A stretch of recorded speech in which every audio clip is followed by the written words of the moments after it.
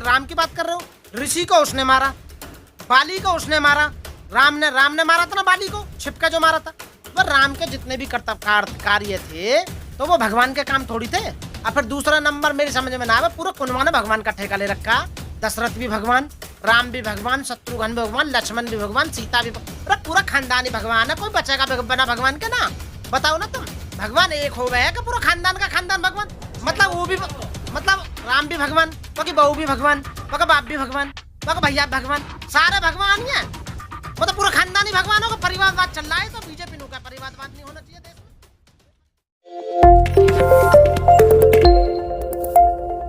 ये जो दिव्य कीर्ति हैं वो जाति से ब्राह्मण है, आपको मैं बताऊं। और वो आईएएस दृष्टि कोचिंग सेंटर के शायद हेड है या वहाँ पढ़ाते हैं, फाउंडर मेंबर है वहाँ पे। और वो हिंदुओं के ही नहीं बल्कि वो बाबा साहब और भगवान बुद्ध और सबके बारे में बहुत ही अच्छी अच्छी बातें बताते हैं।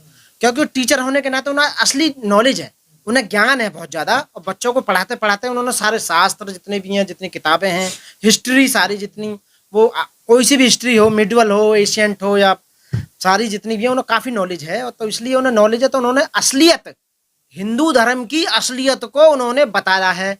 और जो सच्चाई बात बताएगा, जो सच्ची बात बताएगा यहाँ पर, वो दुश्मन है हिंदुओं का, आरएसएस का। जितने भी कट्टर आरएसएसवादी हैं, बीजेपी वाले हैं, वो ऐसे लोगों को बिल्कुल भी सहन नहीं कर सकते जो हिंदू धर्म के किसी देवी देवता या उनकी किताब या हिंदू धर्म के किसी भी जो उन्हें आगे बढ़ाने वाले जो भी तथ्य हैं उनके बारे में बात करेगा या बोलेगा या उनकी सच्चाई बताएगा, उन्हें वो दुश्मन नजर आएगा। तो इसलिए दिव्य कीर्ति जो है वो उन्हें इस समय दुश्मन नजर आ रहे हैं। और खासकर इसलिए दुश्मन नजर आ रहे हैं वो कि ये तो हमारी जाति का है, ब्राह्मण होने के बाद भी, एक ब्राह्मण जाति से होने के बाद भी फिर भी हिंदू धर्म को वो पूजने का मतलब बदनाम करने का काम कर रहा है।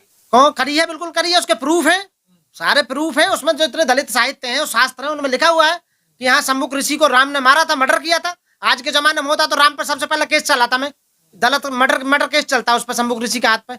समझ रहे हो ना? राम की बात कर रहा हूँ मैं। और फांसी पे चढ़ता राम, उसके गले में फांसी का फंदा लटका के ऊपर चढ़ा दिया जाता राम। आज की डेट में सम्मुख ऋषि को मार देता। आज की डेट में बीजेपी वाले, आरएसएस वाले या राम के जितने भी वंशज हैं, आज किसी दलित उसकी ऋषि की या किसी शिक्षक की हत्या करोगे, क्या होगा? 302 लगेगी ना। क्योंकि उस समय जब मारा था तो उस समय लॉर्ड मैकाले नहीं था। सन 1860 में जो आईपीसी बनाई थी उस समय लॉर्ड मैकाले बना नहीं पाया था। और शायद उसके जमाने में लॉर्ड मैकाले होता, 1860 की आईपीसी होती तो 302 में राम को फांसी होती 100%। आप हिंदुओं की भावना भड़का रहे हैं। भावना नहीं भड़का रहा हूं मैं, केस। अरे कमाल है यार, केस है। भावना का क्या मतलब है? राम ने उसको मारा, मर्डर केस हो गया ना।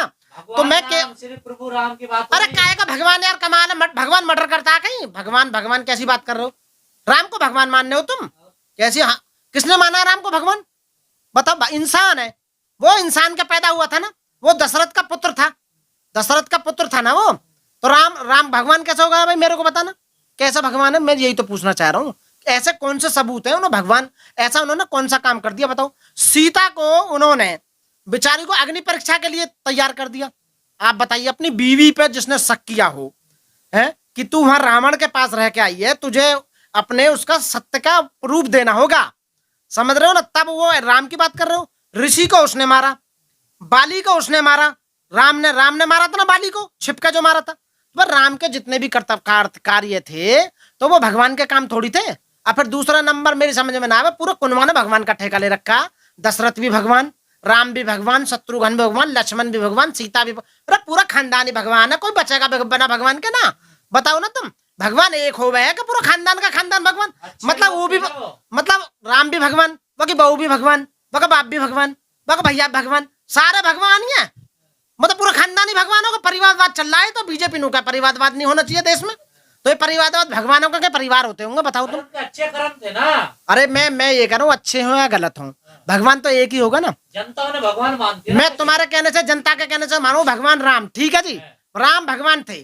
वह घरवाली कौन सी सीता जो होगी? लक्ष्मी। बताओ ना। लक्ष्मण कौन सा भगवान होगा? दशरथ कौन सा भगवान होगा? बताओ ना तुम। और भरत शत्रुघ्न ये कहाँ के भगवान होगा? पूरा खानदानी भगवान होगा? मेरी समझ में ना आवे। आप लोग सोच समझ कर हिंदुओं की भावना को भड़काते हैं। आप लोगों का षड्यंत्र है ये। इनकी भावना रबड़ की है भैया, पानी की बनी हुई है, बड़ी जल्दी गीली हो जाए ये। है एक बात बता, बहुत जल्दी भड़के हैं इनकी भावना। फंडिंग हो रही है क्या कहीं से आप लोगों को हिंदुओं की भावना भड़काने के लिए? फंडिंग तो बाबा साहब पहले कर गए हमें। जब 1950 में संविधान बनाया था तो फंडिंग संविधान में करके गए। आय के जितने भी साधन हैं सारे आरएसएस और बीजेपी के पास ही तो आज की डेट में जितने संवैधानिक पद हैं वो सब बीजेपी के पास है। जितने कॉन्स्टिट्यूशनल पोस्ट हैं, जितने हाई कोर्ट और सुप्रीम कोर्ट के जज हैं, वो सब लिखते पढ़ते नहीं तो फिर कहाँ से नौकरियां मिलेंगी आपको? लिखते पढ़ते भैया का इतिहास उठा के देख लो। सन 1950 के बाद में सबसे ज्यादा प्रोग्रेस पढ़ाई लिखाई में एससीओ ने, दलितों ने करी है, खासकर बाबा साहब अम्बेडकर के वंशजों ने करी है। पदों पे तो जानबूझ के राजनीतिक वो की जा रही है ना, ले नहीं रहे ना। आप बताइए ना, अभी नहीं ले रहे, बिल्कुल भी नहीं ले रहे, बिल्कुल भी। अब ये समझ लीजिए यदि हमारा जज का एग्जाम भी पास हो जाता है ना, तो हमें इंटरव्यू में बाहर कर देते हैं। आप बताइए, सन 2000 से लेके और आज तक यूपी में एडीजे की जितनी वैकेंसी भरी है, मात्र 2 स्टूडेंट लिए हैं बस आज तक 22 साल में एडीजे की। कहते हैं सुटेलो कैंडिडेट आ ही ना रहे। हिंदुओं के पीछे क्यों पड़ गए, उनके धर्म देवी देवताओं के पीछे? अरे हमारे जो तो उनके देवी देवता कहीं जाओ, हिंदू धर्म कहीं जाओ, हमें कोई मतलब ना भैया। हम गलत काम के पीछे हैं। कोई भी आदमी देश में गलत करेगा, बाबा साहब ने कहा था कि जब भी आप गलत कहीं हो तो उसका विरोध करना। हम विरोध करते हैं। दिव्य कीर्ति बिल्कुल सही बात कर रहा है, मैं दिव्य कीर्ति के साथ हूँ 100%, पूरा समर्थन करता हूँ। हाँ, तो किताबों में तो लिखा हो। अरे दिव्य कीर्ति अपनी माँ के पेट से हुआ, पढ़ के आ रहा है उसने, किताब में से तो पढ़ा था जो भी पढ़ा था।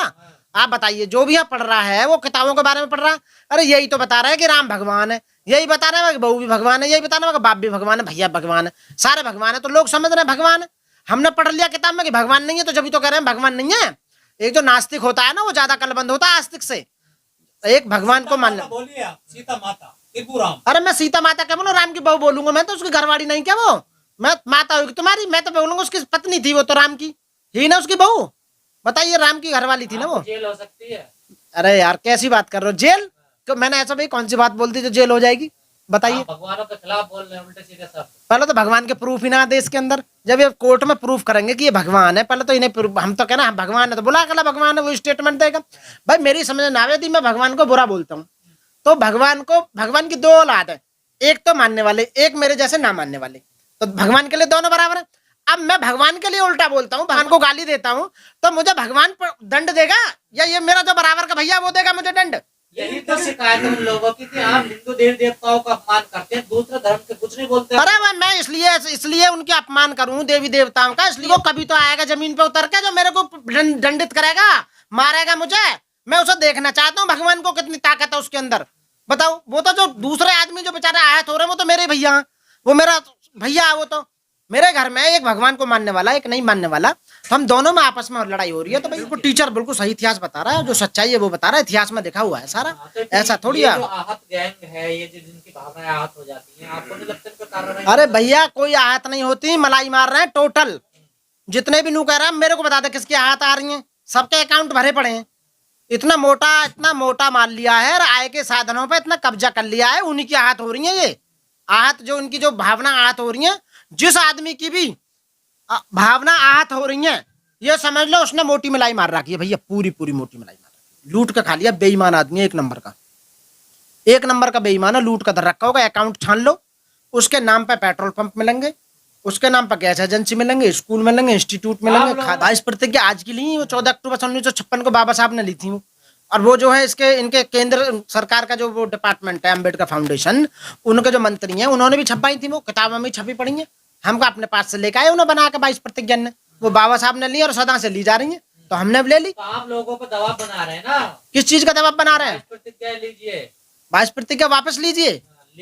ना अपनी मर्जी से ले रहे हैं, अपनी खुशी से ले रहे हैं, सारे जो ले रहे हैं, कोई प्रॉब्लम नहीं है। 10,000 लोगों के आज सुप्रीम कोर्ट भी खतरे में पड़ गया है। सुप्रीम कोर्ट चिंतित है। वो ये कह रहा है कि सरकार से, सेंट्रल गवर्नमेंट से, आज के पेपर में मैंने पढ़ी कि इस पे सब पर ठेका आप ये बचाने का है, इस पे कानून लीजिए, जबरन धर्म परिवर्तन नहीं होना चाहिए। सुप्रीम कोर्ट को चिंता होने लगी है।